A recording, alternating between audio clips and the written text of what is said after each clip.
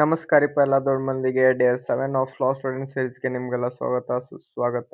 ನಮ್ಮ ಬಾಸ್ ಒಂದೇ ನಮಸ್ಕಾರ ಹೊಡೆದ ನಾವು ಬಂದ್ಬಿಟ್ಟೆ ನೋಡ್ರಿ ಸೀದಾ ನಮ್ಮ ಕಾಲೇಜ್ ಕಡೆ. ಕ್ಲಾಸ್ ಒಳಗೆ ವಿಡಿಯೋ ಮಾಡತ್ತಿದ್ದೆ, ಕ್ಯಾಮ್ರಾ ನೋಡಿದ್ಮೇಲೆ ಪೋಸ್ ಕೊಡ್ತಾನೆ ನೋಡ್ರಿ ಅವ.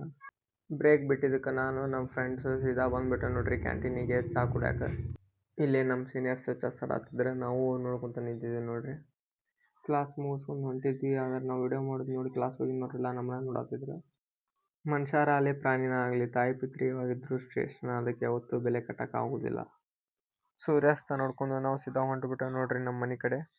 ಬಸವ ತತ್ವಾದಿಗಳಾದ ನಾವು ಇವತ್ತು ಹಚ್ಕೊಲಿಲ್ಲ ಅಂದ್ರೆ ಹೆಂಗ್ರಿ? ಈ ಊಟ ನಾವು ಈಗ ಇಷ್ಟೆಲ್ಲ ಆರಾಮ್ ಕುಂತ ತಿನ್ನತ್ತೇವೆ ಅಂದ್ರೆ ಇದಕ್ಕೆಲ್ಲ ಕಾರಣನ ರೈತ. ಆದರೆ ಇವತ್ತು ಅವನ ನೆಮ್ಮದಿಯಿಂದ ಇಲ್ಲ. ಸತತ 8 ದಿನ ಆತ ಬೆಳಗಾವ್ದಾಗ ಸ್ಟ್ರೈಕ್ ಮಾಡತ್ತ. ಅವ್ರೇನು ಕೇಳತ್ತಾರ? ಕಬ್ಬಿನ ರೇಟ್ ಹೆಚ್ಚಿಗೆ ಮಾಡ್ರಿ ಅಂತ ಕೇಳತ್ತಾರ. ತಾನು ಕಷ್ಟಪಟ್ಟು ಬೆವರು ಸುರಿಸಿ ಬೆಳೆದಿದ್ದ ಬೆಳೆಗೆ ತಾನು ಕೇಳೋ ರೇಟಿಗೆ ಏನು ತಪ್ಪೈತಿ? ಕರ್ನಾಟಕ ಗೌರ್ಮೆಂಟ್ ಇದಕ್ಕೊಂದು ಒಳ್ಳೆ ನಿರ್ಧಾರ ತಗೋಬೇಕು.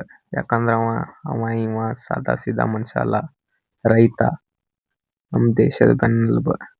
ಇವತ್ತಿಗೆಲ್ಲ ಲಾಗ್ ಇಷ್ಟ ಆದ್ರೆ ಲೈಕ್ ಮಾಡಿರಿ, ಶೇರ್ ಮಾಡಿರಿ, ಸಪೋರ್ಟ್ ಮಾಡಿರಿ. ಮತ್ತೆ ಸಿಗೋಣಂತೆ ಮುಂದಿನ ಲಾಗಿಗೆ.